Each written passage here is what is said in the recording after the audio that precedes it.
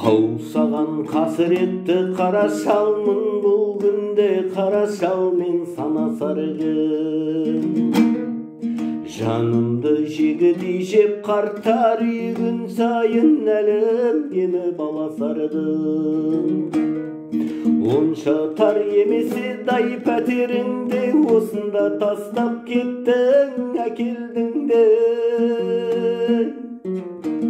Сынаптай сыртын берсе туған балаң, тірідей өлген ғой әкеңнің де.